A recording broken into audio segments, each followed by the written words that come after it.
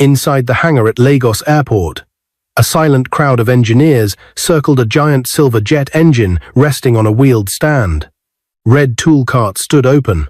A clock on the wall ticked too loudly. A billionaire in a navy blue suit checked the time. Again. Engineers wiped sweat. Security watched the doors. Then a clear voice cut through the noise. "If you permit, I will fix it." Heads snapped toward the open hangar door. A young woman stood there in a tattered gown, her hair wild from wind and heat. She looked thin, like someone who had been skipping meals. Grease stained her fingers. Her eyes, bright and steady, looked only at the engine. Laughter broke the tension. "Are you joking?" Engineer Sam asked, half smiling, half tired. Sam's jet, maintenance, repair, and overhaul. He had worked on private jets for 20 years. "We've been at this for 6 hours. One of his engineers shook his head. "Who let her in?" "Security," another called. "Please take her out." 2 guards stepped forward.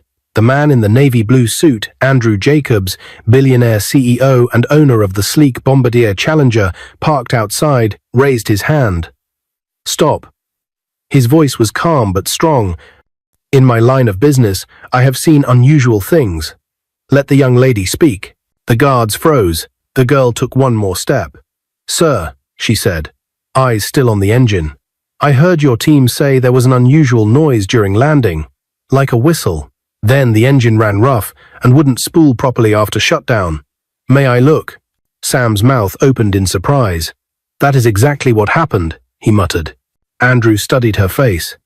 The hangar buzzed with the distant hum of generators and the faint smell of jet fuel. Outside, gulls cried over the runway. Inside, no one breathed. "Give her the gloves," Andrew said. A ripple of shock moved through the team.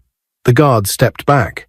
Someone handed the girl a pair of clean grey gloves. Her hands trembled for a second as she slid them on, and then they didn't tremble anymore.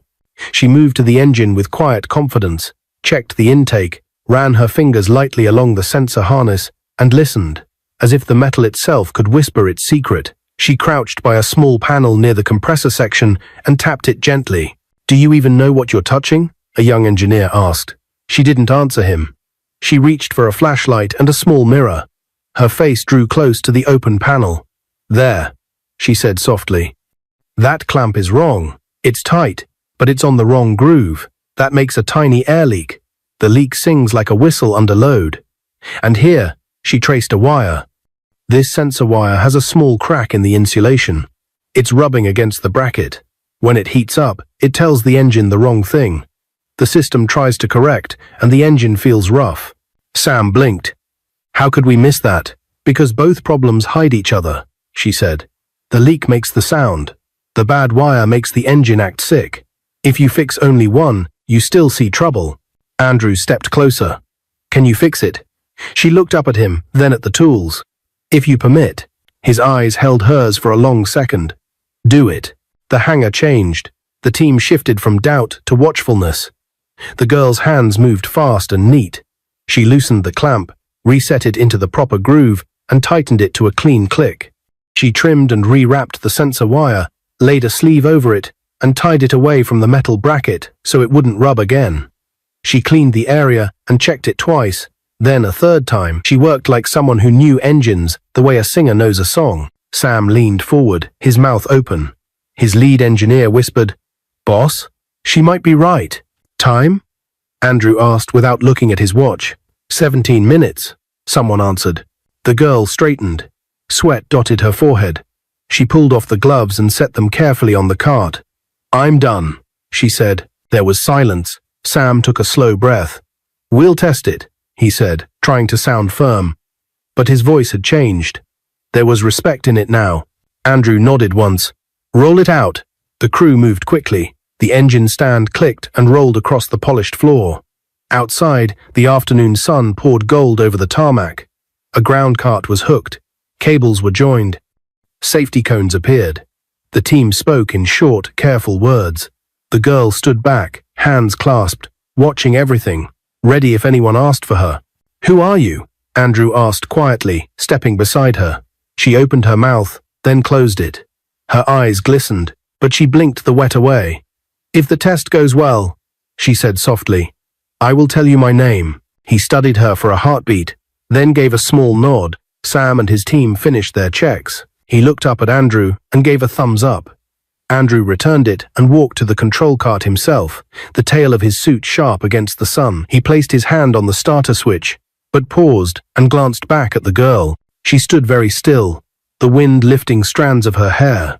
In her eyes was something fierce and quiet, like a small flame refusing to go out. Everyone clear, Sam called. Cones were checked again. Lines were clear. 2 mechanics moved to safe positions.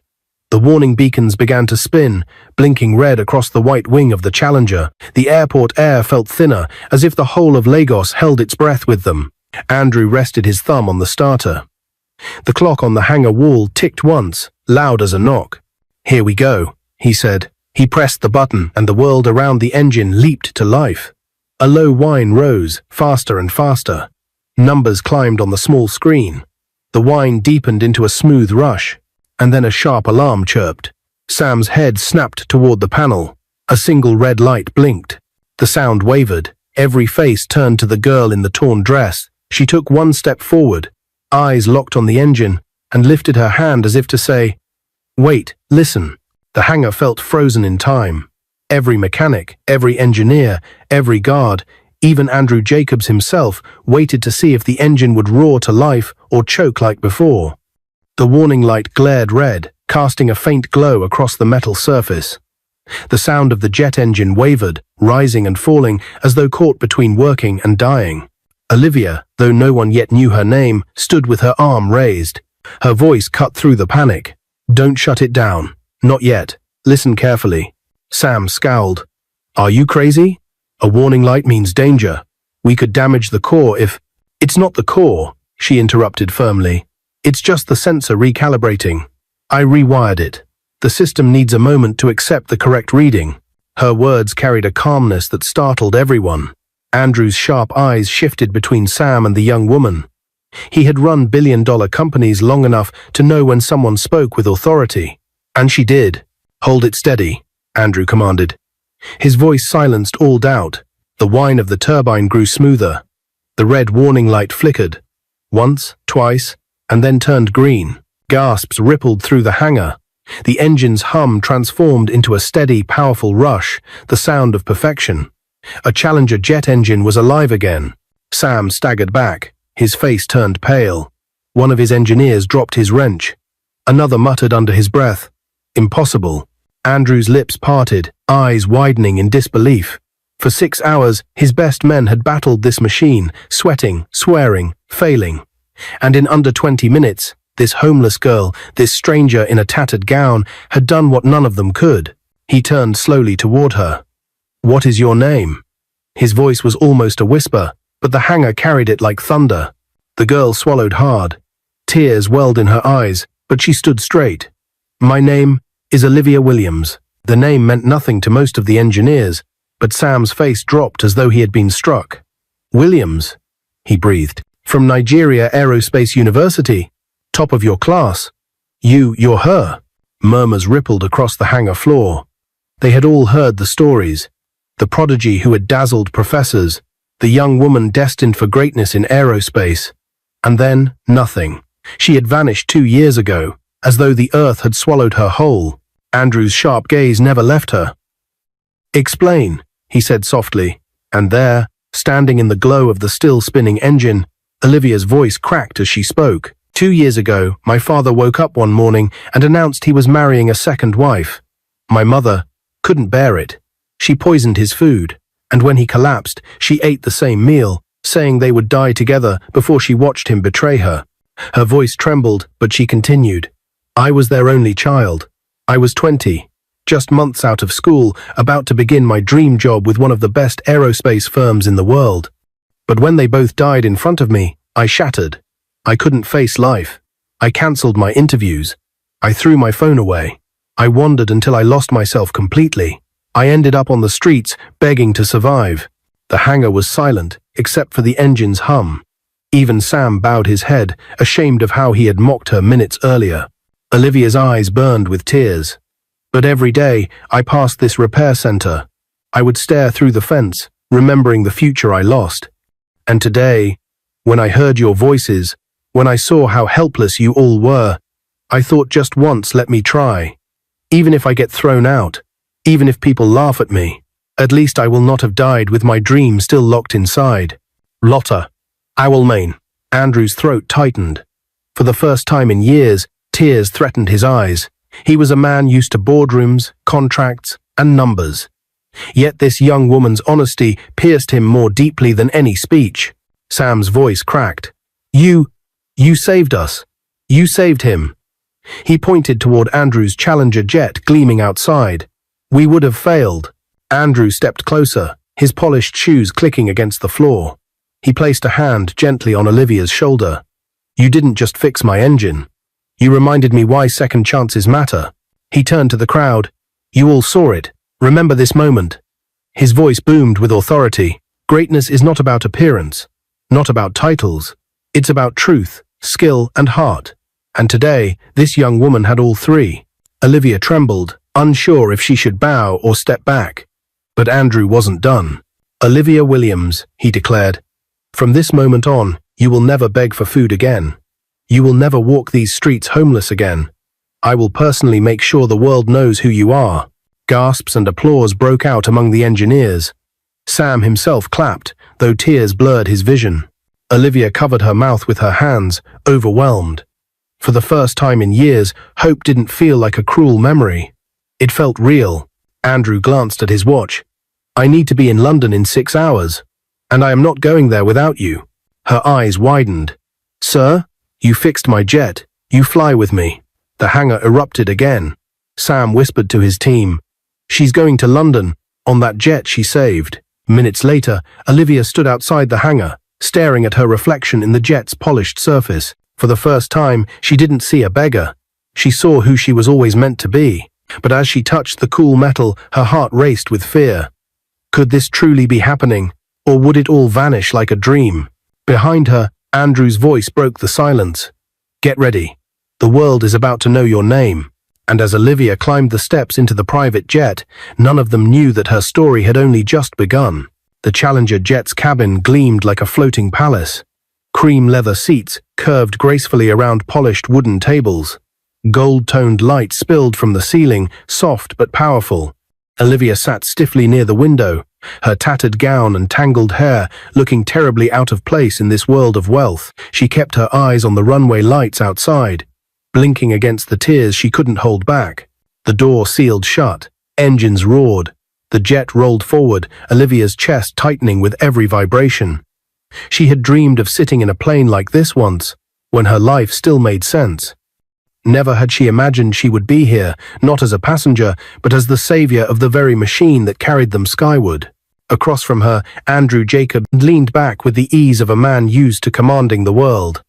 But his eyes never left Olivia. He studied her the way a historian studies a rare, forgotten book.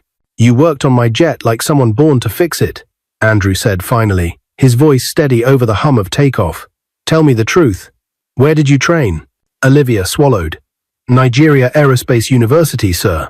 I graduated top of my class, the first female student to score distinction in aircraft maintenance. Andrew raised his brows. And yet, here you are, in a torn dress, hungry. Her face burned with shame. She dropped her gaze to her hands. Life tore me down. After my parents' death, nothing made sense. I lost the will to fight. For a moment, silence hung in the cabin, broken only by the steady thrum of the engines. Andrew reached into the compartment beside him and pulled out a small velvet box. He placed it on the table between them.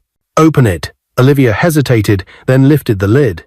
Inside lay a gold bracelet, simple yet radiant, etched with the initials AJ. Her lips parted. Sir, Andrew raised a hand. This bracelet belonged to my late wife. She believed in lifting people who had fallen. I am passing it to you tonight, because I believe you are not meant to live on the streets. You are meant to lead. Tears filled Olivia's eyes. She couldn't move, couldn't breathe. She closed the box with trembling hands. Andrew leaned forward. Tomorrow, in London, you will meet executives from JJ Jet Maintenance, the very company that once offered you a position. I will introduce you as the woman who saved my Challenger. They will listen. Olivia's heart stopped. JJ Jet Maintenance. She had dreamed of that moment 2 years ago, before her world crumbled. She had cut them off, buried her future under grief, and now like a miracle it was returning. "Sir, what if they laugh at me?" she whispered. Andrew's sharp gaze softened. "Then they laugh at me too, for believing in you. But I doubt they will. Your gift is too rare." The plane steadied at cruising altitude. A hostess appeared, bowing respectfully. "Dinner is ready, sir." Andrew motioned to Olivia. "Bring her clothes." The hostess returned with a sleek gold gown that shimmered under the cabin lights and a small case of toiletries. Olivia's mouth fell open. This is for me?" Andrew nodded. "You'll not walk into tomorrow's meeting in rags. You will walk in as who you are meant to be." For the first time in years, Olivia smiled through her tears. She disappeared into the cabin's restroom. Minutes stretched. When she returned, the room seemed to change. Her hair, neatly washed and tied in a graceful bun, glistened under the lights. The gown hugged her slender frame, simple yet elegant, turning her from a homeless girl into a queen. Even her eyes looked brighter, as if hope itself had polished them. Andrew rose to his feet, stunned. He had seen models in Paris, actresses in Hollywood, business leaders in London, but never had he seen transformation this powerful. "You look," he said quietly, "like destiny itself." Olivia laughed softly, shyly. "I don't feel like destiny. I just feel like me. Again." Dinner passed with quiet conversation. Andrew asked about her childhood dreams, her professors, her love for engines. She spoke with passion, her voice coming alive as though a locked door inside her had opened. When the meal ended, Andrew leaned back, his eyes unreadable. "Olivia, when this jet lands, you will have a choice. You can walk away and disappear again, or you can step into the life you were born for. Which will it be?" Her hands gripped the armrest, her breath shaking. She remembered the nights on the street, begging for bread. The days she walked past Sam's repair center, staring at the life she had lost, and now this chance, a door opening she thought, had been sealed forever. Her voice broke, but her words were firm. "I will step into it. I will not run again." Andrew's lips curved into the faintest smile. "Good." As the jet sliced through the night sky, Olivia turned to the window. Below, the lights of cities glimmered like constellations. She thought of her parents, the tragedy, the betrayal, the pain. For the first time, she felt they were no longer chains around her neck. They were shadows behind her, and she was walking into light. She closed her eyes and whispered to herself, "I will not waste this chance." But what Olivia did not know, what even Andrew could not guess, was that destiny had more in store for her than a job. A storm was waiting in London.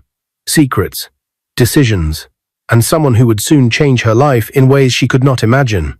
As the jet soared higher into the dark, Andrew adjusted his tie, staring thoughtfully at Olivia. For the first time in years, hope flickered in his own heart too. Yet deep inside him, a voice whispered, "What if I am wrong about her? What if she fails?" And Olivia, though she tried to stay strong, felt her stomach twist with the same question. What if tomorrow destroys me again? The Challenger cut across the Atlantic sky, carrying two people whose lives were about to collide with fate itself. The wheels of the Challenger jet kissed the runway at London City Airport. Just as dawn painted the sky a pale orange, Olivia pressed her palms against her knees, trying to calm the storm inside her. Every breath she took felt too heavy, every thought too loud. She had told Andrew she was ready, but now that the moment was here, fear clutched her throat like iron. Andrew, sharp as ever in his navy blue suit, noticed. He leaned toward her and spoke softly.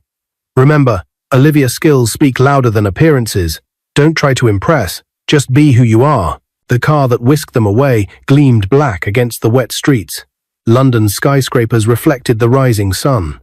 Olivia's eyes darted between the city outside and her own trembling reflection in the tinted glass. This is it. No more running, she told herself. By mid-morning, Olivia found herself standing inside a high-rise tower of glass and steel, home to JJ Jet Maintenance, Repair, and Overhaul International. The boardroom was wide, the ceiling high, walls lined with screens displaying aircraft schematics and glowing numbers.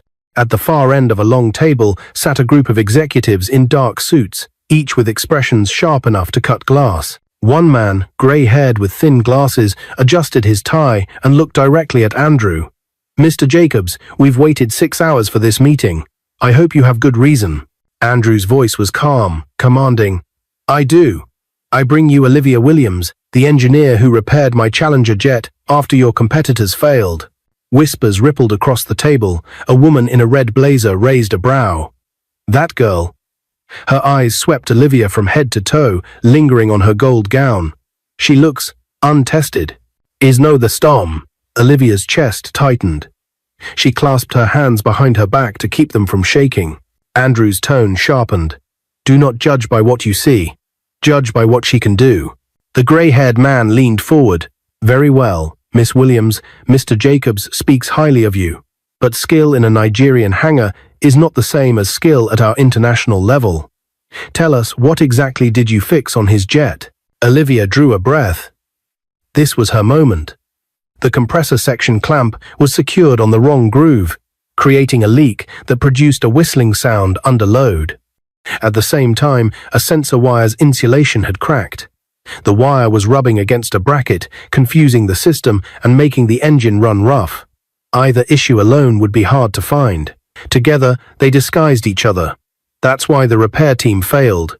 Her voice steadied as she spoke, her passion spilling out. But engines talk. You just have to listen. The whistle was air, not core. The rough spool was information error, not damage. Fixing both gave the truth back to the machine. Silence fell. The executives stared at her. One of them, an older woman with silver hair, pulled into a bun, tilted her head, impressed despite herself. That's correct. The man in glasses frowned. Anyone can memorize a manual. Andrew's jaw tightened, but Olivia raised her hand slightly. May I? She asked. The woman in the red blazer gestured toward the screen at the wall. Go ahead. Olivia walked to the screen, where a digital schematic of a jet engine spun slowly. Her fingers hovered over the controls. Give me a random failure scenario, she said. The man in glasses smirked. You're bold. Very well. He typed quickly. The screen blinked, and a set of numbers scrambled. A warning light flashed red beside the virtual engine. Olivia scanned the data, eyes narrowing. This isn't the turbine or the fuel line, she murmured. It's a vibration sensor, giving false high readings.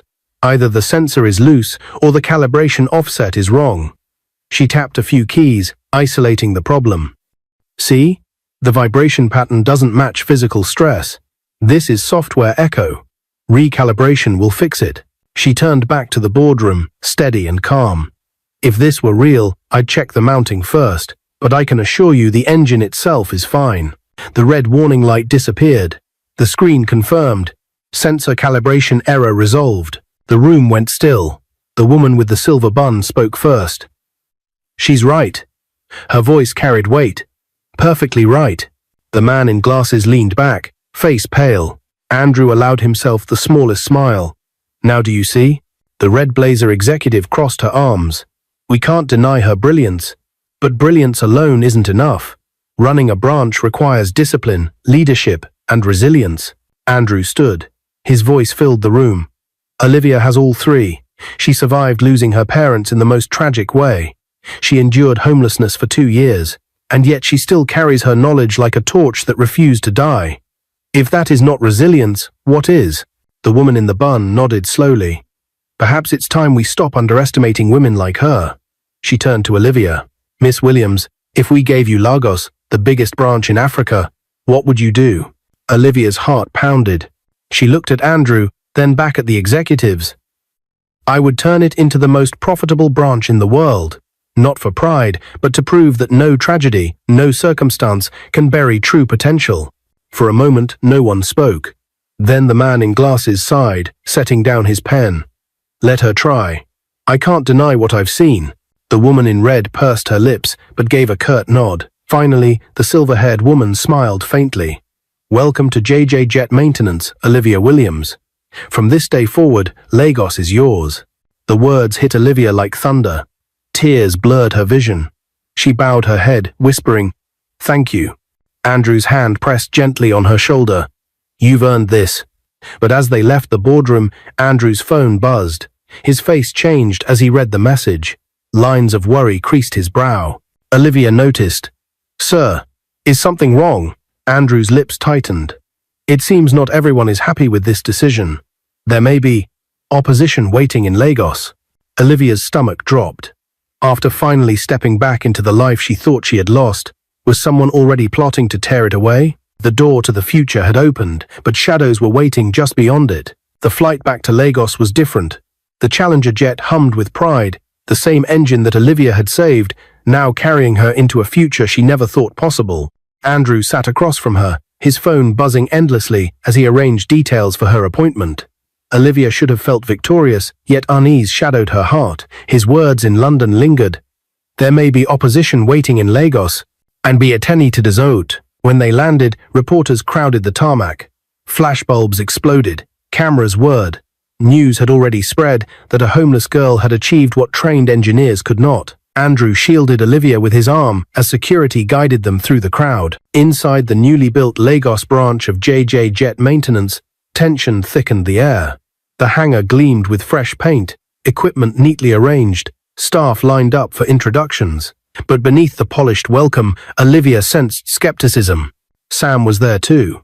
Andrew had invited him to witness her first steps as head of the branch. His face carried respect now, but also guilt. He had laughed at her once, and the memory weighed on him. The regional director, Mr. Adewale, stepped forward. His handshake was stiff. "So you're the young woman from the papers," he said, his voice flat. "I must admit, I find it difficult to accept that someone so inexperienced will head our largest African operation." Olivia met his eyes, steady despite her racing heart.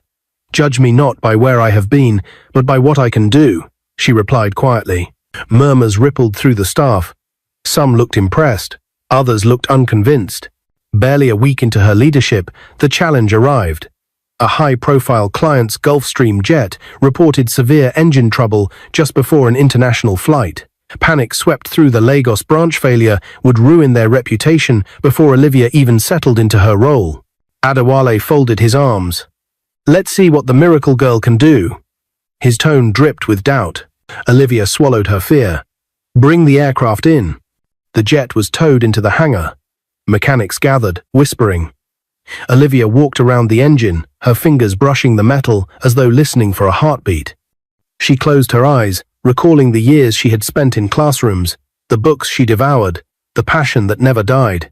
"This isn't a fuel problem," she said after minutes of silence. "It's a faulty bleed valve. It sticks open under load, which bleeds away air the compressor needs. That's why it stalls." Sam stepped forward. "She's right." He didn't hesitate this time. "I saw the signs too, but she explained it before I could." Adewale scowled. "Fix it then. If you fail, this branch fails with you." With steady hands, Olivia led the repair. She directed the team, teaching as she worked, showing them the logic behind every step. Within hours, the engine was tested and roared back to perfect life. The client, stunned, shook her hand personally and promised to spread the word of her brilliance.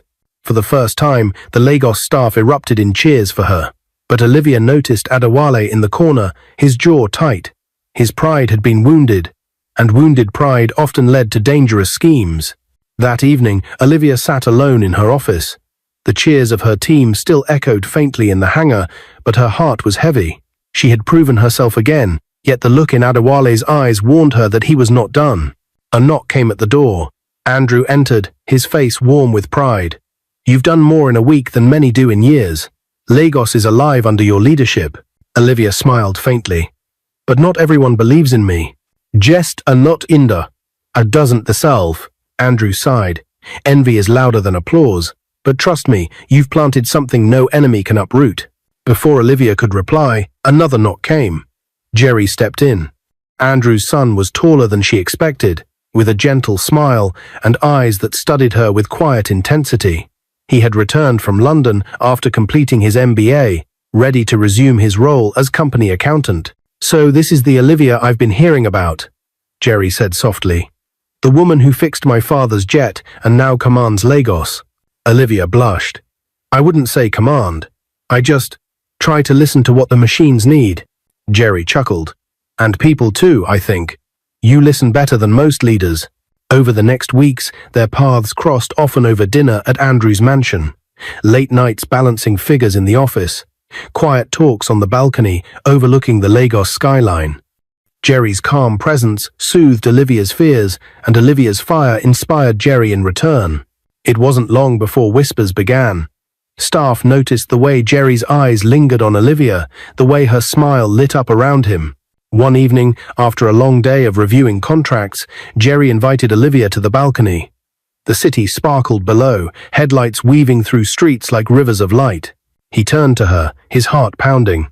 "Olivia, you came into our lives like a storm. You fixed what others couldn't fix, not just engines, but hope. I don't want to imagine a life without you." He knelt down, pulling a small velvet box from his pocket. Inside lay a diamond ring that caught the light of the city. "Will you marry me?" Tears spilled down Olivia's cheeks. For years, she had been invisible, broken, homeless. Now here she stood, chosen and cherished. Her voice trembled as she whispered, "Yes." Months later, Lagos witnessed a wedding unlike any other. The cathedral glittered with flowers and chandeliers. The who's who of Nigeria's elite filled the pews. Reporters packed the steps outside. Andrew himself walked Olivia down the aisle, his hand firm on hers, his eyes shining with tears. "You were once a girl in rags who fixed my jet," he whispered. "Now you are my daughter." As Olivia reached Jerry at the altar, the crowd rose. She spoke her vows with a voice that carried strength and humility. "I lost myself in the tragedy of my parents. I slept on the streets with no hope. But one day, I dared to say, 'If you permit, I will fix it.' That moment changed my life. Today, I am not only the head of Africa's largest jet maintenance branch, but I am also marrying the son of the man who gave me a second chance. This is proof that no darkness is too deep for light to find us again." The cathedral erupted in applause. Andrew wept openly, holding his hands to the heavens in gratitude. A year later, Olivia cradled her newborn son in her arms. Jerry stood beside her, smiling proudly. They named the boy Jonathan, after Andrew's late father. As Andrew held his grandson, tears streamed down his cheeks. He had built empires, flown across continents, and commanded industries, but nothing compared to this. A family restored. A legacy continued. Looking at Olivia, he whispered, "You were the answer I never saw coming. My life is complete." And Olivia, once a homeless girl in rags, now smiled through tears of her own. She had found her place, her purpose, her love. The girl who once begged for scraps was now a woman whose story inspired the world. What is your view about this story? Where are you watching from? If you enjoyed this story, comment, share, and subscribe to our channel for more interesting stories.